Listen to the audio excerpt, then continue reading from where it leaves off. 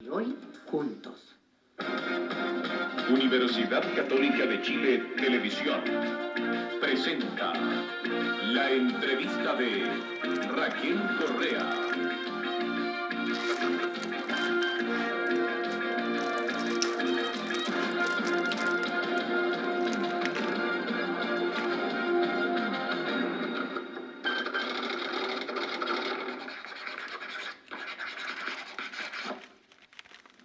Muy buenas noches. La semana pasada entrevistábamos al presidente de la República, don Patricio Aylwin, hoy a la cabeza de otro poder del Estado, dicen el segundo hombre de este país, don Gabriel Valdés Subercaseaux, presidente del Senado. Un político superstar ha sido definido. Fue canciller del presidente Frei durante todo su gobierno, después en el gobierno militar fue funcionario internacional de Naciones Unidas. En ese tiempo hizo una visita a Santiago y me dijo: yo voy a volver, pero voy a volver a hacer un papel muy luchador en este país. Y efectivamente se convirtió en uno de los más acérrimos enemigos del gobierno militar, específicamente del general Pinochet. Eso ya es historia del pasado. Presidente de la democracia cristiana, ahora senador por Valdivia y a la cabeza del Poder Legislativo. Yo quiero saber, senador, si usted ha hecho algo por mejorar la imagen. Me ha llamado la atención, todo el mundo lo comenta. Es otro Gabriel Valdés. ¿Qué es lo que pasa? Porque han cambiado las circunstancias. Uno es el mismo. Trata de ir mejorando. La experiencia enseña mucho. Y la vida es una permanente lección de corrección de los errores que uno comete. Pero las circunstancias han cambiado. Ahora, las circunstancias han cambiado tanto que usted acaba de ser elegido, además de senador, además de presidente del Senado, en una muy curiosa elección fue elegido uno de los guapetones de este país. ¿Cómo le pareció eso? Bueno, yo lo único que le puedo decir es que lamenté no tener su voto. El voto secreto. Yo voté por el 6 y no voté por el... Amistades. Pero ¿cómo? Yo quiero saber cómo reaccionó usted cuando vio eso. Eso se sintió... Pero cómo no voy a decir que me sentí halagado. A mi edad esas cosas son también importan, no puedo negarlo. Senador, usted viene llegando de Valparaíso. ¿Se tuvo que venir antes de la hora para alcanzar a llegar a este compromiso? No, porque hoy día terminamos una comisión muy larga, pero llegué justo a tiempo. No teníamos sesión de la sala hoy día, sino que de comisiones. El país entero está con los ojos puestos en este edificio de Valparaíso, en el Congreso, y es muy interesante conocer qué es lo que usted piensa respecto a los problemas prácticos que el Congreso está dándoles en Valparaíso. Me gustaría que lo separáramos primero lo que es el edificio mismo, sí, y después lo que es el funcionamiento de un poder colegislador lejos del Ejecutivo. Lo que sucede ahí, y eso hay que explicárselo particularmente a los porteños que nos están escuchando y mirando, es de que en realidad nosotros llegamos al Congreso antes que este tuviera terminado. Y llegamos porque la entrega al mando el general Pinochet quiso hacerla ahí. En realidad, si no lo hubiera hecho ahí, lo hubiera hecho en Santiago, habríamos llegado a fin de año y no habría habido ninguna de las molestias. Llegamos cuando todavía el Senado está en alrededor del 20 o del 30% de su construcción. El Senado no ocupa nada del Senado. Estamos trabajando en la Cámara. La Cámara está terminada en un 60-70%. Entonces hay una gran confusión propia de un edificio en construcción, un edificio enorme. Entonces no hay baños suficientes, no hay comedores suficientes, el aire no funciona bien, los teléfonos son un desastre, hay cantidad de dificultades inherentes a un edificio en construcción. No tenemos la biblioteca, está en Santiago, el entorno es feo, no está arreglado. De aquí hago un llamado al alcalde para que se preocupe del entorno, porque a él le corresponde corregir las deficiencias que hay, arreglar la plaza, hacer otras cosas. No es grato en este momento trabajar allá, pero yo tengo un empeño particular y un compromiso público y privado de hacer posible el funcionamiento del Senado allá. Porque hay correligionarios suyos, camaradas suyos, que están por el traslado del Congreso a Santiago, y se supone que estaría por producirse la votación en la Cámara y en el Senado respecto a si se traslada o no, habría que modificar la ley. Bueno, mi partido ha declarado que cada uno de nosotros tiene su libertad de juicio, y yo la tuve desde el momento que fui elegido Presidente. ¿Esa libertad de juicio, senador, es para este caso específico del Congreso de Valparaíso o ustedes no están votando por órdenes de partido? No estamos votando por órdenes de partido. No estamos votando. En algunos casos se da el caso, ¿no?, de que se vote en materia legislativa con orden de partido. En este caso no. Cada uno de su opinión. Y en todos los partidos hay partidarios de Valparaíso y partidarios de Santiago. De modo que la Cámara de Diputados tomó un acuerdo esta noche, lo estaba tomando cuando yo salí, de formar una comisión para que en 45 días informe. De modo que no es urgente la decisión. Y yo soy partidario de que no se tomen decisiones bajo la premura de un edificio en construcción, porque se introducen muchos factores que no son racionales. Yo creo que las cosas tienen que mirarse a largo plazo. Pero en todo caso, usted planteaba las dificultades físicas que sí son salvables con el tiempo. Pero hay otro tipo de dificultades. Uno piensa por algo es el único Congreso en el mundo que está separado del Ejecutivo.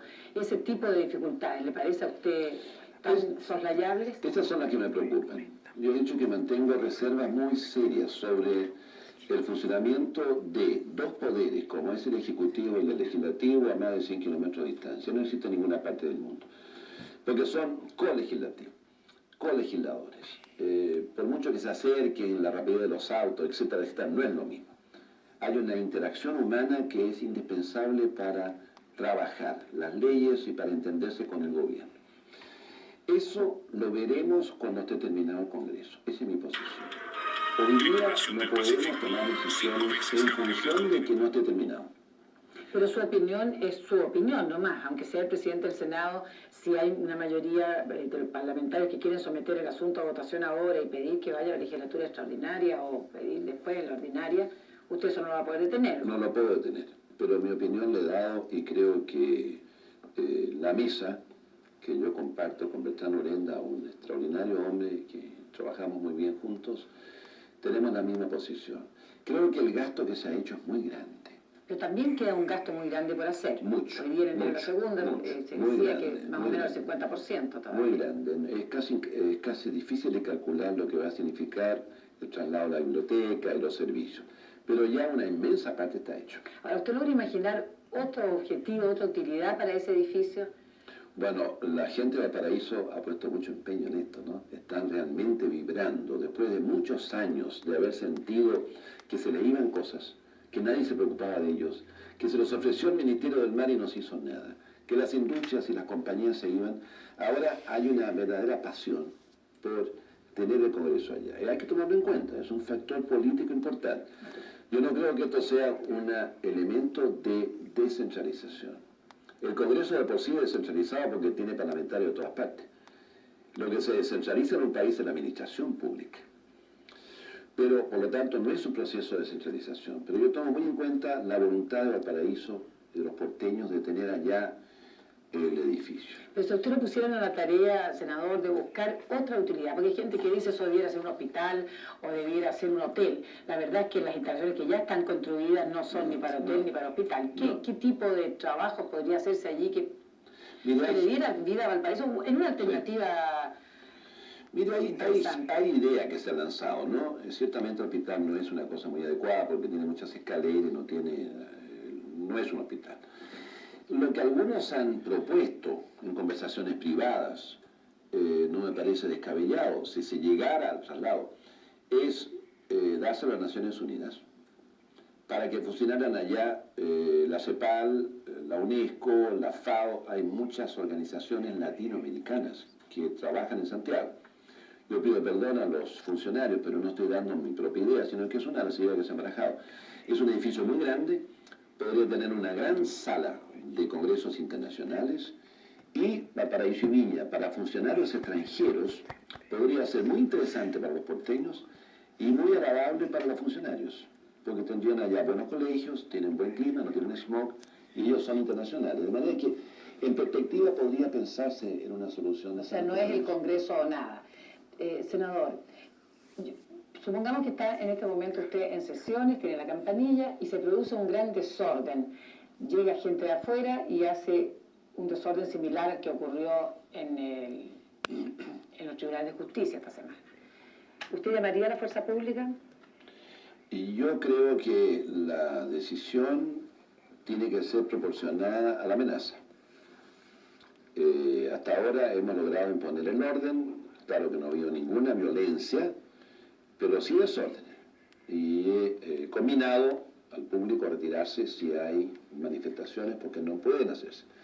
Ahora, si hay violencia efectiva y hay golpes y cosas así, yo no dudaría, pues no tenemos ninguna fuerza propia en el Congreso de resguardo de vigilancia de llamar a la fuerza pública. De hecho, yo mismo he pedido la permanencia de un oficial de alto nivel, de alto rango, que está permanentemente allá para que vigile el ingreso, sobre todo ahora que está muy abierto por la construcción.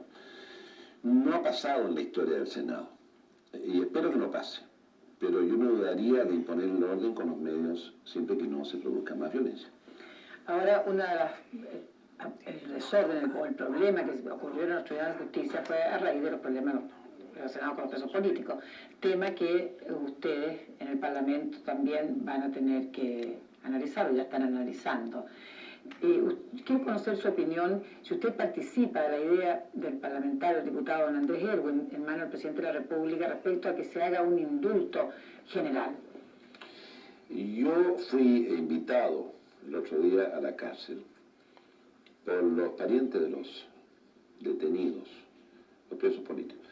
Pero en cambio los invité a mi oficina y tuve una conversación con ellos, antes de ir. El problema yo creo que es salud, porque hay mucha gente que está injustamente presa. Y hay mucha gente que está además injustamente sometida a justicia militar, debiendo estar a justicia civil, con plazos más cortos y con un régimen más abierto. Yo creo que un indulto general me parece que habría que discriminar. Mi impresión es que se ha planteado bien en determinados tipos de delitos. Lo que a mí me preocupa es el estado de las cárceles, que es atroz. Yo lo sé por experiencia propia porque estuve aquí en la cárcel aquí y es una inmundicia realmente. Nadie se rehabilita en cárceles chilenas. Y el objetivo de tener la gente es rehabilitar. En segundo lugar, los procesos duran demasiado. Y hay gente que está ahí con penas de corto plazo o sin penas, como se ha visto, por años, por años. Yo creo que hay que hacer un tratamiento muy rápido del problema. No me atrevo a decir un indulto general. Yo creo que estoy de acuerdo con el arzobispo recién nombrado, que hay que rebajar las penas. En segundo lugar, creo, como el presidente, que hay que hacer una comisión rápidamente que vea todo el problema. Que hay que indultar a mucha gente, sí, porque creo que hay que comenzar un proceso de reconciliación y jugar el riesgo, si se llama así, de que la gente viva en libertad y no viva dentro de las cárceles madurando venganzas o amarguras indefinidamente. Ahora, eso atañe a un problema que preocupa al país, del cual ha estado bastante libre, que es el problema del terrorismo. ¿No cree usted que una legislación excesivamente benevolente respecto al problema del terrorismo podría provocar un aumento al estilo Perú, al estilo Colombia? No, yo no creo. Yo creo que la experiencia que tuvimos los años pasados, los 15 años pasados, es que la represión dura endurece a su vez el terrorismo y la violencia. La violencia se alimenta de la violencia. Veo que las democracias tienen ciertos tipos de terrorismo. El caso de Moro es muy elocuente. En plena democracia se asesina en la calle al primer ministro. ¿Qué sucedió? La comunidad entera buscó a los culpables y los encontró. Yo no creo tanto en el castigo, y hay que castigar severamente, porque el crimen político o el terrorismo son delitos muy graves, y estamos en una ola en el mundo entero, tal vez por falta de guerra, por problemas culturales. Creo que hay que castigarlo, pero no confiar solamente en la penalidad, en el castigo, sino que también llamar a la opinión pública, porque es toda la ciudadanía la que tiene que vigilar al terrorista. No podemos ser espectadores de una lucha entre el terrorista y el carabinero, entre el terrorista y el ejército, entre el terrorista y el gobierno. Creo que es la sociedad la que tiene que buscar los medios de perseguir, descubrir, denunciar a los terroristas. No hay complicidad posible con ellos. Y así la sociedad se defiende. Así ha sido en Francia, así ha sido en Alemania, con las bandas que hubo, así ha sido en Italia. Creo que aquí tenemos que despertar a la idea de que A todos nos interesa la seguridad de las personas. No es solamente una responsabilidad del gobierno, es también responsabilidad nuestra. A ver, vamos a volver a algo más local. Llamó la atención que usted hubiese sido elegido presidente del Senado con votos de la UDI, con 2 votos de la UDI. Yo quiero preguntarle si usted no se sintió un poco incómodo de haber ganado esa nominación con el voto de Jaime Guzmán, el senador Guzmán, a quien usted en muchas ocasiones tildó de antidemócrata. Bueno, es que cuando uno juega la democracia ni juega entera y tiene que olvidarse no solamente de lo que pasó, sino que también de las intenciones que uno supuso en las personas. Hoy día la UDI está actuando en democracia. Y no solamente lo dice, lo practica en el Senado y en la Cámara, y en la publicación. Ahora, en la reforma tributaria, en estos días han tenido ustedes que buscar un acuerdo con otra bancada, que es la Renovación Nacional. ¿Con quién prefiere usted, con quién le resulta más fácil este trato? Mire, es muy difícil hacerlo, porque realmente, desde un punto de vista ideológico, con ciertos sectores de la UDI estamos lejos, sobre todo en el orden económico. Sin embargo, en el campo social veo en ellos una gran preocupación, muy legítima preocupación. Se buscan los mismos objetivos, pero con distintos medios. Entonces uno no puede empezar a separarse políticamente por los medios. Hay una diferencia. Ahora, con Renovación Nacional tenemos mucha vinculación con algunos, no con todos. Personalmente estoy hablando, ¿no? De modo que creo que tenemos que acostumbrarnos a que el juego político hoy día es se basa en la concertación como base del gobierno, pero también en el entendimiento progresivo. No hay que ahondar la diferencia. Yo soy partidario que en democracia hay que jugar al entendimiento. Ahora, las diferencias se producen más allá de la voluntad de las personas. Estos días se produjo, yo diría, el primer quiebre o el primer desencuentro público, por lo menos, entre el gobierno y la concertación. A raíz precisamente de la reforma tributaria, que el gobierno se entendió primero con algunos sectores de oposición, como el caso de Renovación Nacional, y no así con el Partido Socialista, que forma parte de la concertación. ¿A usted le parece que esto es lo natural? ¿Tiene algo que ver que esté Valparaíso allá? ¿Teme un paralelismo que es muy peligroso para la democracia? Yo diría que cuesta acostumbrarse a gobernar en una coalición. Son muchos partidos. Y un ministro de Hacienda u otro ministro tiene que hablar con todos simultáneamente. Además está Valparaíso, que no se juega simultáneamente en Santiago y en Valparaíso. Creo que fue un pequeño tropiezo, diría yo, desde el punto de vista metodológico, que nos va a servir para corregir la información. Aquí hubo gente informada primero y gente informada después, pero de ninguna manera ha afectado eso el conjunto de la acción. Nos ha enseñado, sí, que tenemos que tener mejor coordinación y que los ministros tienen que comprender que el Parlamento existe. Porque se ha vivido tantos años sin Parlamento en Chile, que ante la opinión pública y ante mucha gente, los parlamentarios, los senadores, ni siquiera teníamos lugar en el protocolo. Ni siquiera éramos invitados a muchas cosas. Ahora se empieza a corregir. Y los ministros tienen que acostumbrarse. Ahora, como nos ven en Valparaíso, también a veces se olvidan. Entonces tenemos que hacer un poco de ruido para que nos encontremos y volvamos a trabajar juntos, porque nos necesitamos. El gobierno, al Parlamento y nosotros también al gobierno. Es un problema de procedimientos. Ahora, usted, hablando de otro poder, diría, como dijo el presidente Elwin, y que trajo tantas consecuencias, que el Poder Judicial en Chile está en crisis y que requiere una reforma profunda. Yo diría que hay en el país una sensación de que el Poder Judicial ha tenido en los años pasados fallas muy importantes. Pero siendo más concreto, ¿usted diría que esas fallas muy importantes han sido falta de autonomía, falta de independencia? Porque puede ser falta de medios, simplemente. Ha habido, no sé, de los medios, pero ha habido una, por ejemplo, carencia de preocupación por lo que se refiere a los derechos humanos. Eso es indudable. Los recursos de amparo, que son tan antiguos como la Carta Magna, no se vieron, y hay miles de recursos que no se trataron. Esa es la conciencia que tiene el país. Ahora, la concertación tiene un programa claro sobre reformas del Poder Judicial. El presidente Elwin fue elegido con mayoría para eso. Entonces él se ha propuesto modernizar y agilizar. A mí me interesa poco decir qué es lo que fue. Lo que me interesa es mirar para adelante. He hablado con muchos jueces. Esta es la situación que se produjo ahora, ¿no es cierto? O sea, la reacción de la Corte Suprema, el Pleno saca una declaración bastante dura. Yo creo que no hay que confundir el incidente mismo, ¿no? Que tal vez los ministros vieron muy cerca una amenaza. Yo no juzgo otro poder, porque yo soy muy respetuoso, presido uno y tengo mucho respeto por los otros. Y creo que en el respeto mutuo está el equilibrio y la sabiduría de la democracia. Pero en cuanto a la justicia como tal, yo creo que necesita algunas reformas muy profundas. Por ejemplo, el disminuir drásticamente la justicia militar, que ha invadido un campo de la justicia civil que no corresponde a la vida democrática ni corresponde a los derechos de los militares. Creo que ahí hay un cambio muy grande. Por lo demás lo ha dicho el propio presidente de la Corte Suprema. No digo cosas nuevas.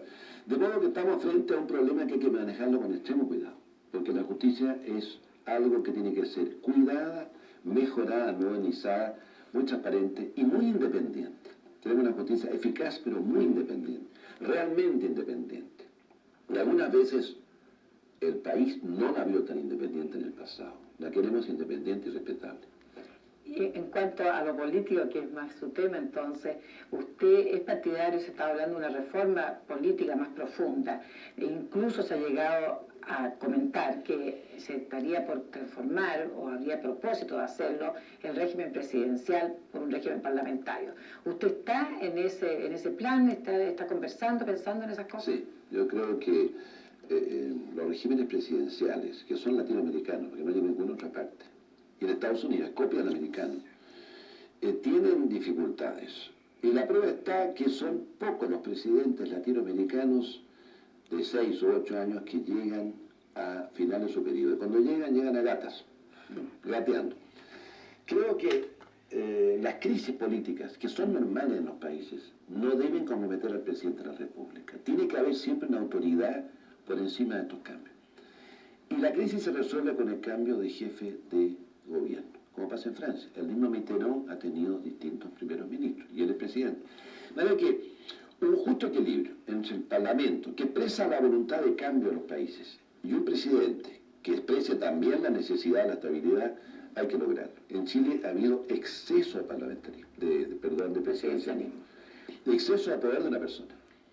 Y creo que eso no es bueno, ni para la descentralización, ni para el libre juego de las opiniones, ni para sortear crisis que, si no se resuelven bien, como pasó con el presidente Allende, caemos en situaciones muy difíciles. Ahora, ese es un tema de largo aliento y seguramente requeriría tiempo y maduración, ¿no es cierto? No está en el plan de la concertación ni en los planes de los opositores. No inmediato. Pero sí hay otros planes que sí son más inmediatos, como reformas, por ejemplo, al sistema municipal. ¿Usted es partidario de volver al sistema de elecciones de alcaldes en forma popular? De todas maneras, yo creo que la democracia empieza ahí, con alcaldes elegidos. ¿Cuándo cree usted que esa reforma, si hubiese consenso suficiente, podría llevarse a cabo la mayoría? Yo espero que se presente el proyecto un par de semanas más, ojalá llegue al Senado. Tendría mucha ambición de que estuviera en el Senado y no en la Cámara de Diputados inicialmente. Creo que habría buen espíritu para tratarla. Los partidos han manifestado, casi todos, voluntad de cambio y hacer popular la elección de alcaldes. Hay que rodear, sí, los alcaldes de personas que también elegidas constituyan un consejo. O sea, ¿volvería al sistema de regidores antiguo? Sí, pero no el alcalde dependiendo de los regidores como un consenso. No el alcalde elegido por ellos, ni dependiente de ellos, para que no haya esa maquinación. Creo que tiene importancia un alcalde que sea muy buen representante. Y además, creo que hay que mantener la idea de ciertos representantes funcionales, reales, como son hoy día los codecos. Creo que podemos hacer un proceso que permita que el ciudadano esté muy cerca de su alcalde y el alcalde muy cerca de su gente. Ahí le voy a hacer una pregunta más breve, es como de cogollo esto. Usted tuvo un hermano obispo, ¿cierto? Sí. Quiero saber quién era su candidato para el obispo de Santiago. Le voy a decir sinceramente que tenía varios, y entre ellos estaba Monseñor Oviedo de hace mucho tiempo. Lo conozco, lo aprecio mucho, lo estimo mucho. Cada vez que fue a Antofagasta lo conversé con él. Es un hombre muy distinguido, muy inteligente, de una gran virtud, de mucha calidad intelectual, y creo que puede ser un gran arzobispo de Santiago. Y es joven. ¿Usted piensa, ahora había otros también? Claro, ¿usted piensa que ahora, habiendo un parlamento funcionando y libertades públicas plenas, ¿Ya la Iglesia debiera cambiar su rol? No, lo que pasa es que creo que la Iglesia va a seguir lo mismo. Se me refiere al rol que no, asumió durante estos años. Yo creo que va a seguir y debe seguir el mismo rol, función. Lo que pasa es que antes no lo hacía más que la Iglesia. Ahora también tiene que hacer los partidos políticos y la sociedad entera. Si usted no hubiera sido elegido senador, ¿con qué ministerio o con qué embajada se habría consolado? Yo, si no hubiera sido senador, hay tantas cosas lindas que hacer en la vida. Una de ellas es... ministerio no.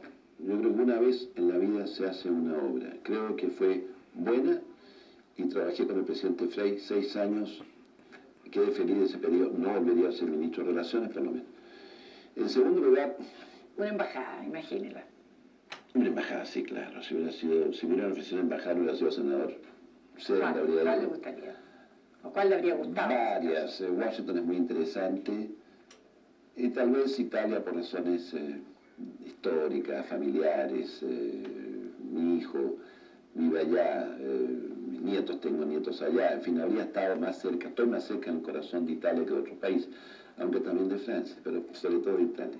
¿Unión Soviética no le habría interesado? No habría interesado. Pero estoy tan feliz siendo senador por Valdivia y Osorno que no lo cambio por ninguna imagen. porque lo eligieron. Ahora, cuando usted era canciller, ¿usted diría que el servicio exterior era más profesional o menos profesional que lo que está avisorándose ahora? No, era profesional. Yo contribuí, creo, en algo también a hacerlo más profesional. Pero quiero aclarar que también había embajadores políticos. Siempre los ha habido en Chile. Naturalmente, de manera que hoy día los embajadores son políticos. Y además después de 15 años había que cambiar la imagen. Eso es natural. De modo que las críticas que se hacen en los nombramientos, lo único que yo pienso a este respecto es que lamento que se haya eliminado en la Constitución del 80 la disposición que estaba en la del 1925. Que los embajadores necesitaban el visto bueno del Senado. Ahora, última cosa. Usted fue presidente del Partido Demócrata Cristiano. Ahora es senador y sabe la mucha tarea que es una y otra. ¿Usted sería de opinión de que la democracia cristiana, para reperfilarse o para evitar el riesgo de desperfilarse, eligiera un nuevo presidente y no fuese el senador Saldívar? No, yo creo que en este momento creo que Andrés Saldívar lo está haciendo muy bien. Lo ha hecho muy bien. Yo digo por la dualidad de tarea, por la pesada tarea de legislar y de elegir un partido. Sí, pero es muy difícil que haya un presidente de partido que no sea parlamentario. Pierde mucho el juego, pierde mucho el contacto con los políticos. La política se hace en el Parlamento. Estamos complicados un poco ahora por el inicio, pero creo que las dos cosas no son incompatibles. Todo lo contrario. Yo le agradezco mucho, senador, que haya venido a nuestro programa. Sé que mañana vuelve a Valparaíso, tiene más tareas que hacer. Y con ustedes yo me vuelvo a encontrar la próxima semana. Muchas gracias. Muchas gracias, Raquel. Universidad Católica de Chile Televisión presentó la entrevista de Raquel Correa.